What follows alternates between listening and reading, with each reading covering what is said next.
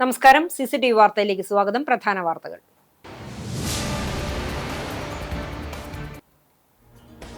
നിയമസഭാ തെരഞ്ഞെടുപ്പിലെ ഉജ്ജ്വല വിജയത്തിന് പിന്നാലെ മുഖ്യമന്ത്രി ചർച്ചകളിലേക്ക് കടന്ന കോൺഗ്രസ്. മുഖ്യമന്ത്രി ചർച്ചകൾക്കായി ദില്ലിയിൽ നിർണായക യോഗം ചേരും.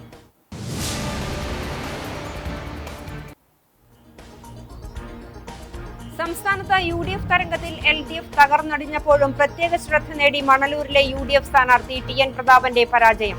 ഇഞ്ചോടിഞ്ച് പോരാട്ടത്തിനൊടുവിൽ വെറും 126 വോട്ടുകൾക്കാണ് LDF സ്ഥാനാർത്ഥി C രവീന്ദ്രനാഥിനോട് TN പ്രതാപൻ പരാജയപ്പെട്ടത്.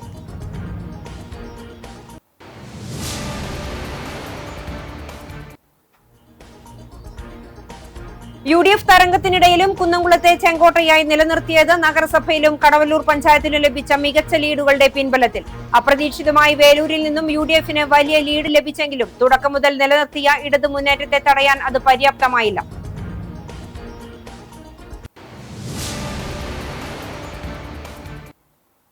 വാർത്തകൾ വിശദമായി. നിയമസഭാ തെരഞ്ഞെടുപ്പിലെ ഉജ്ജ്വല വിജയത്തിന് പിന്നാലെ മുഖ്യമന്ത്രി ചർച്ചകളിലേക്ക് കടന്ന കോൺഗ്രസ്. മുഖ്യമന്ത്രി ചർച്ചകൾക്കായി ദില്ലിയിൽ നിർണായക യോഗം ചേരും. കോൺഗ്രസ് അധ്യക്ഷൻ മല്ലികാർജുൻ ഖാർഗെയുടെ വസതിയിൽ യോഗം ചേരും. രാഹുൽ ഗാന്ധിയും കേരളത്തിൽ നിന്നെത്തുന്ന KC വേണുഗോപാലും യോഗത്തിൽ പങ്കെടുക്കും എന്നാണ് വിവരം. മുഖ്യമന്ത്രിയെ തീരുമാനിക്കുന്നതിനായി AICC നേതാക്കൾ ഇന്ന് കൂടിയാലോചനകൾ നടത്തും. ഒരാഴ്ചയ്ക്കകം മുഖ്യമന്ത്രി പ്രഖ്യാപനത്തിനാണ് ശ്രമം. അതേസമയം മുഖ്യമന്ത്രി പദത്തിനായി പാർട്ടിയിലെ പ്രമുഖ നേതാക്കൾക്കിടയിൽ നീക്കങ്ങൾ ശക്തമായിട്ടുണ്ട്. MLA-മാരിൽ ഭൂരിപക്ഷത്തിന്റെ പിന്തുണ തങ്ങൾക്കുണ്ടെന്നാണ് KC പക്ഷം അവകാശപ്പെടുന്നത്. കൂടുതൽ MP-മാരും മുതിർന്ന നേതാക്കളും ഒപ്പമുണ്ടാകുമെന്നും ഇവർ പ്രതീക്ഷിക്കുന്നു. MLA-മാരുടെ എണ്ണം മാത്രമല്ല പരിഗണിക്കേണ്ടതെന്നാണ് സതീശൻ വിഭാഗത്തിന്റെ നിലപാട്. ഘടകകക്ഷികളെ കൂടെ നിർത്തിക്കൊണ്ടുള്ള നീക്കങ്ങൾക്കാണ് സതീശൻ പ്രാധാന്യം നൽകുന്നത്. പദവി ലഭിച്ചില്ലെങ്കിൽ അദ്ദേഹം കടുത്ത നിലപാടുകളിലേക്ക് നീങ്ങിയേക്കുമെന്ന സൂചനയുണ്ട്. ഇതിനെല്ലാം പുറമെ സീനിയോറിറ്റിക്കാണ് മുഖ്യമന്ത്രി പദത്തിൽ മുൻഗണന നൽകേണ്ടതെന്ന് ചെന്നിത്തല വിഭാഗവും വാദിക്കുന്നു. സംസ്ഥാനത്ത് UDF തരംഗത്തിൽ LDF തകർന്നടിഞ്ഞപ്പോഴും മണലൂരിലെ UDF സ്ഥാനാർത്ഥി TN പ്രതാപന്റെ പരാജയം പ്രത്യേക ശ്രദ്ധ നേടുകയാണ്. ഇഞ്ചോടിഞ്ച് പോരാട്ടത്തിനൊടുവിൽ വെറും 126 വോട്ടുകൾക്കാണ് LDF സ്ഥാനാർത്ഥി C രവീന്ദ്രനാഥിനോട് TN പ്രതാപൻ പരാജയപ്പെട്ടത്. വോട്ടെണ്ണൽ പൂർത്തിയായതിനെ തുടർന്ന് നാടകീയ സംഭവ വികാസങ്ങൾക്കൊടുവിലായിരുന്നു വിധി പ്രഖ്യാപനം.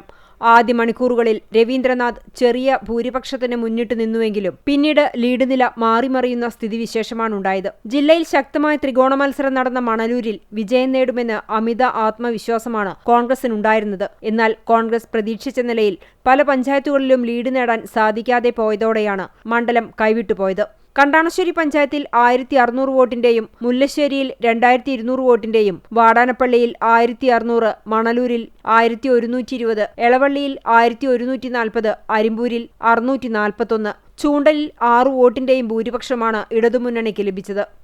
പ്രൊഫസർ C രവീന്ദ്രനാഥിന് 65,337 വോട്ടുകളാണ് ആകെ ലഭിച്ചത്.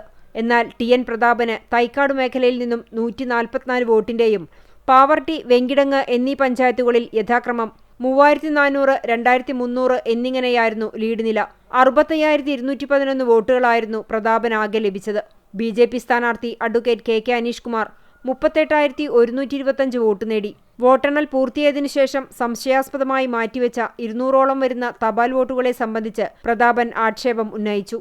ഇതോടെയാണ് വിധി പ്രഖ്യാപനം നീണ്ടുപോയത്. ഇതിനിടെ കോൺഗ്രസ് നേതാക്കൾ വോട്ടെണ്ണൽ കേന്ദ്രത്തിലെത്തി റീകൌണ്ടിംഗ് ആവശ്യപ്പെടുന്ന സാഹചര്യവുമുണ്ടായി. ചെറിയ ഭൂരിപക്ഷത്തിൽ വിജയിക്കുന്നിടത്ത് VVPAT രശീതികൾ എണ്ണണമെന്ന തെരഞ്ഞെടുപ്പ് കമ്മീഷന്റെ നിർദ്ദേശമുള്ളതിനാൽ വരണാധികാരിയുടെ നേതൃത്വത്തിൽ മുൻപ് നിശ്ചയിച്ച 5 വോട്ടിംഗ് യന്ത്രത്തിലെ VVPATകളും എണ്ണി തിട്ടപ്പെടുത്തി.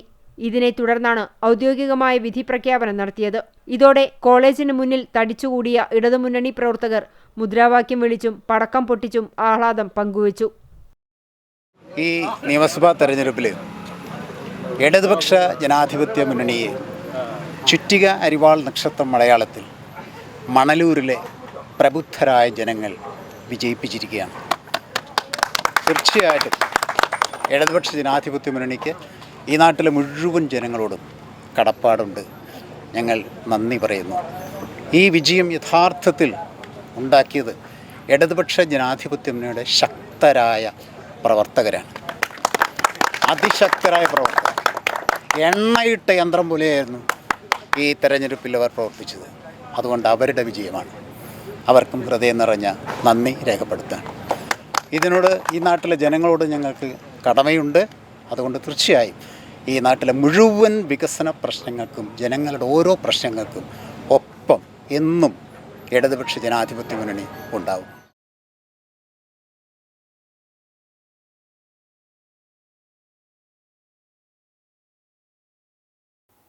സസ്പെൻസ് ത്രില്ലർ സിനിമകളെ അനുസ്മരിപ്പിച്ച പോരാട്ടത്തിന്റെ ക്ലൈമാക്സിൽ മണലൂരിൽ ഇടതുമുന്നണി സ്വന്തമാക്കിയത് ആവേശവിജയം. ആദ്യാവസാനം ലീഡ് നില മാറിമറിഞ്ഞ വോട്ടെണ്ണലിൽ സസ്പെൻസുകൾക്കൊടുവിൽ രാത്രി 8 മണിയോടെയാണ് രവീന്ദ്രനാഥിന്റെ വിജയം ഔദ്യോഗികമായി പ്രഖ്യാപിച്ചത്. വോട്ടെണ്ണലിന്റെ അവസാന നിമിഷം വരെ മണലൂരിന്റെ കാര്യത്തിൽ സസ്പെൻസ് നിലനിന്നിരുന്നു. രവീന്ദ്രനാഥ് 65,337 വോട്ടുകൾ നേടിയപ്പോൾ TN പ്രതാപൻ 65,211 വോട്ടുകൾ നേടി.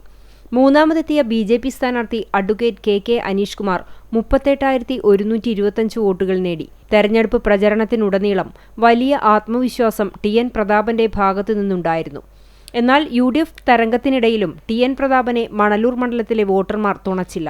126 വോട്ടിന്റെ ഭൂരിപക്ഷത്തിൽ TN പ്രതാപൻ പരാജയപ്പെട്ടപ്പോൾ അദ്ദേഹത്തിന്റെ അപരൻ A പ്രതാപന് 184 വോട്ടുകൾ ലഭിച്ചിരുന്നു. LDF സ്ഥാനാർത്ഥി C രവീന്ദ്രനാഥിന്റെ അപരൻ K രവീന്ദ്രനാഥ് 234 വോട്ടുകളും നേടിയിരുന്നു. UDF അധികാരത്തിലെത്തിയാൽ സുപ്രധാന വകുപ്പിന്റെ മന്ത്രിയാകുമെന്ന് ഉറപ്പുണ്ടായിരുന്ന പ്രതാപൻ മണ്ഡലത്തിൽ തന്റെ ക്യാമ്പ് ഓഫീസ് സജ്ജമാക്കുകയും ചെയ്തിരുന്നു. സംസ്ഥാനത്ത് കോൺഗ്രസിന്റെ ഔദ്യോഗിക സ്ഥാനാർത്ഥി പ്രഖ്യാപനത്തിന് മുൻപേ തന്നെ മണലൂരിൽ പ്രതാപൻ പ്രചരണം ആരംഭിച്ചിരുന്നു. എന്നാൽ C രവീന്ദ്രനാഥിന്റെ ജനകീയത പ്രതാപന്റെ വഴി മുടക്കുകയായിരുന്നു. കൂടാതെ കോൺഗ്രസിലെ തന്നെ ഒരു വിഭാഗം പ്രതാപനെ പരാജയപ്പെടുത്താൻ ശ്രമിച്ചതും പരാജയത്തിന് കാരണമായതാണ് കരുതുന്നത്. പ്രതാപനെ പരാജയപ്പെടുത്താൻ ശ്രമിച്ചുവെന്ന് കണ്ടെത്തിയതിനെ തുടർന്ന് ചൂണ്ടൽ പഞ്ചായത്തിലുള്ള യൂത്ത് കോൺഗ്രസ് മുൻ ജില്ലാ സെക്രട്ടറിയെ കോൺഗ്രസ് നേതൃത്വം പുറത്താക്കിയിരുന്നു. UDF തരംഗത്തിനിടയിലും കുന്നംകുളത്തെ ചെങ്കോട്ടയായി നിലനിർത്തിയത് നഗരസഭയിലും കടവല്ലൂർ പഞ്ചായത്തിലും ലഭിച്ച മികച്ച ലീഡുകളുടെ പിൻബലത്തിൽ.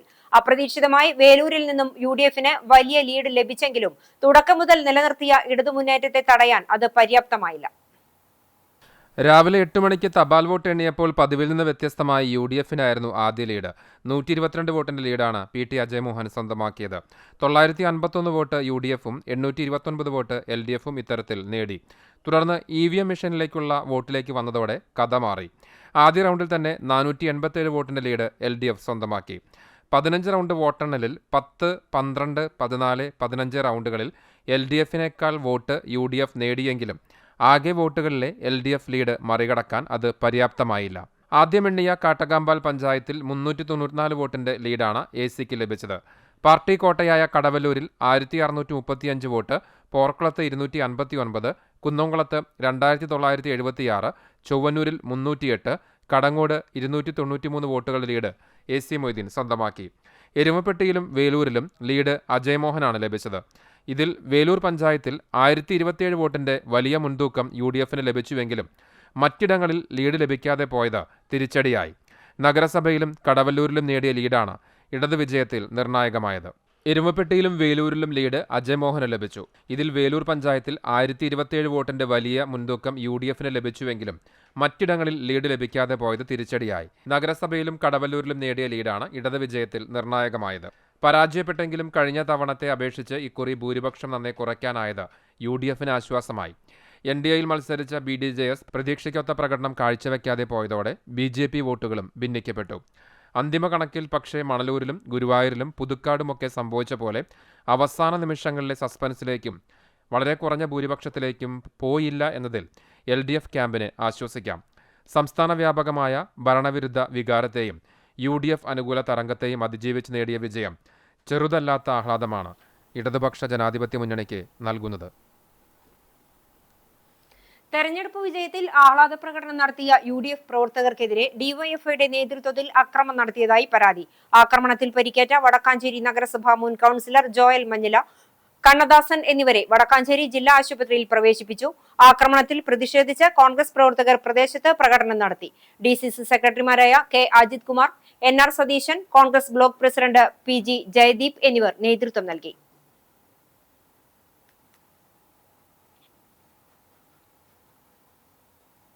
നടൻ സന്തോഷ് K നായർ അന്തരിച്ചു. ചൊവ്വാഴ്ച രാവിലെ പത്തനംതിട്ടയിൽ വെച്ചുണ്ടായ വാഹനാപകടത്തിൽ പരിക്കേറ്റ് ചികിത്സയിലിരിക്കെയാണ് മരണം സംഭവിച്ചത്. മലയാളത്തിന്റെ പ്രതിഭാശാലിയായ ഒരു നടനാണ് റോഡ് അപകടത്തിൽ പൊലിഞ്ഞത്. ഒരുപാട് സിനിമകളും ഓർമ്മകളും ബാക്കിയാക്കിയാണ് നടൻ സന്തോഷ് വിടവാങ്ങിയത്.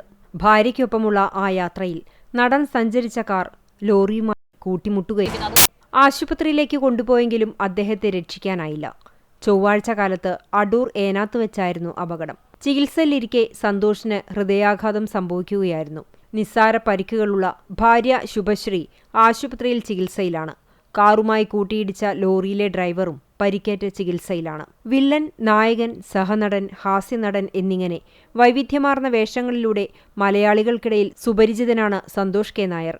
ഇതിനോടകം 100-ലധികം സിനിമകളിലും നിരവധി സീരിയലുകളിലും അഭിനയിച്ചിട്ടുണ്ട്. വൻ വിജയമായി ഇപ്പോഴും തിയേറ്ററുകളിൽ പ്രദർശിപ്പിക്കുന്ന മോഹിനിയാട്ടമായിരുന്നു അവസാനമായി അഭിനയിച്ച സിനിമ. A.T. അബു സംവിധാനം ചെയ്ത രാഗം താനം പല്ലവി എന്ന ചിത്രത്തിലൂടെയാണ് സന്തോഷ് അഭിനയരംഗത്തേക്ക് എത്തുന്നത്. ഇത് ഞങ്ങളുടെ കഥ എന്ന സിനിമയിലെ അഭിനയത്തിലൂടെയാണ് സന്തോഷ് ഏറെ ശ്രദ്ധിക്കപ്പെട്ടത്. തുടർന്നിങ്ങോട്ട് 100-ലധികം സിനിമകളിൽ ചെറുതും വലുതുമായ വേഷങ്ങൾ ചെയ്തു.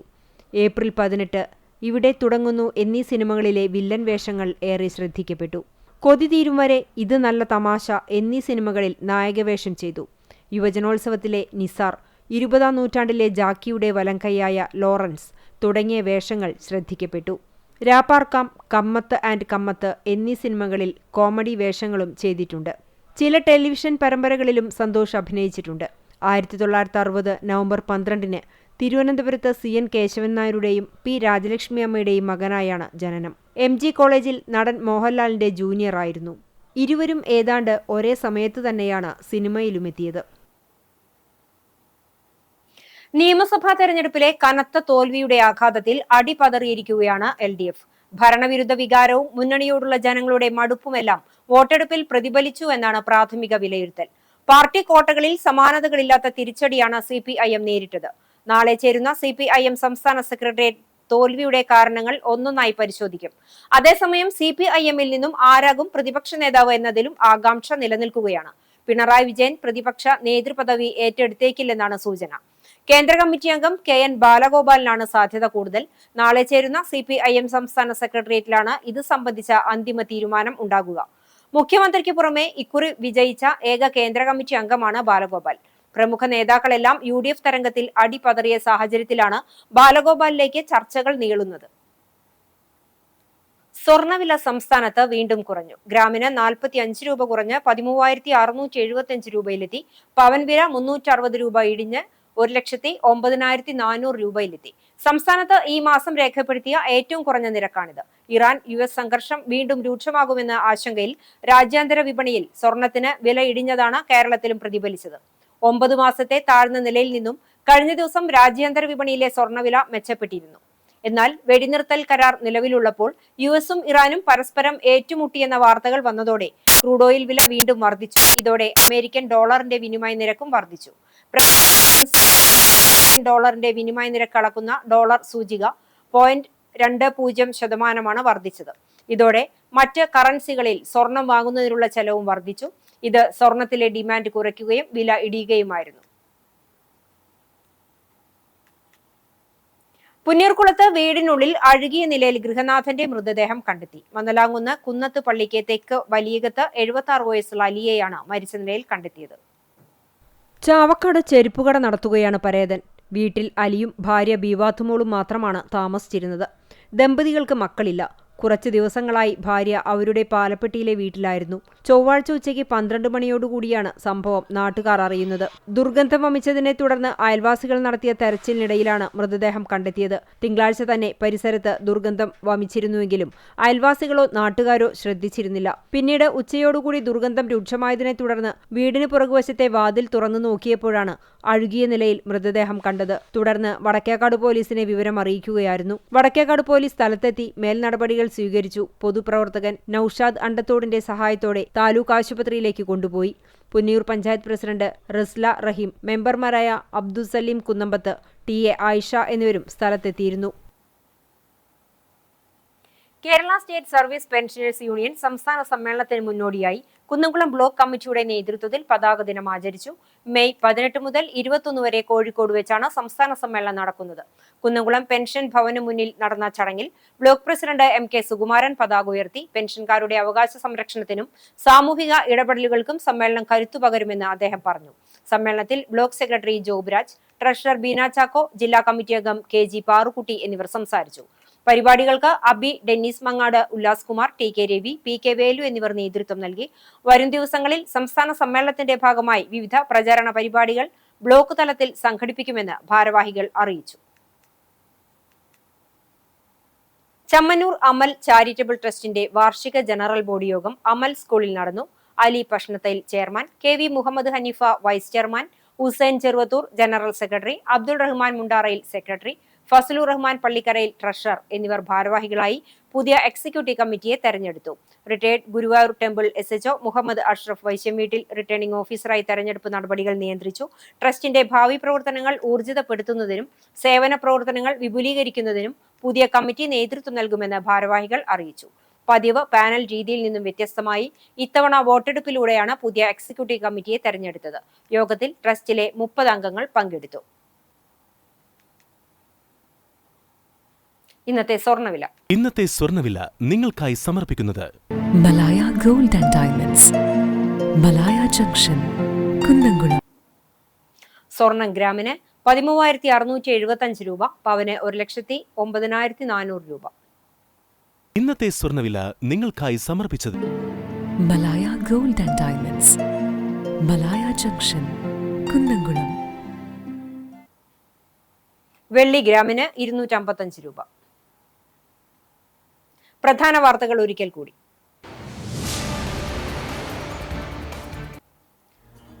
നിയമസഭാ തെരഞ്ഞെടുപ്പിലെ ഉജ്ജ്വല വിജയത്തിന് പിന്നാലെ മുഖ്യമന്ത്രി ചർച്ചകളിലേക്ക് കടന്ന കോൺഗ്രസ്. മുഖ്യമന്ത്രി ചർച്ചകൾക്കായി ദില്ലിയിൽ നിർണായക യോഗം ചേരും.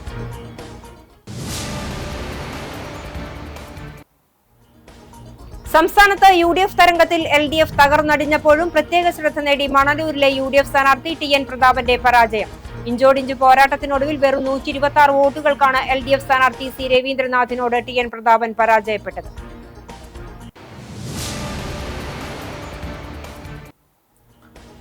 UDF തരംഗത്തിനിടയിലും കുന്നംകുളത്തെ ചെങ്കോട്ടയായി നിലനിർത്തിയത് നഗരസഭയിലും കടവലൂർ പഞ്ചായത്തിലും ലഭിച്ച മികച്ച ലീഡുകളുടെ പിൻബലത്തിൽ. അപ്രതീക്ഷിതമായി വേലൂരിൽ നിന്നും UDFന് വലിയ ലീഡ് ലഭിച്ചെങ്കിലും തുടക്കം മുതൽ നിലനിർത്തിയ ഇടത് മുന്നേറ്റത്തെ തടയാൻ അത് പര്യാപ്തമായില്ല.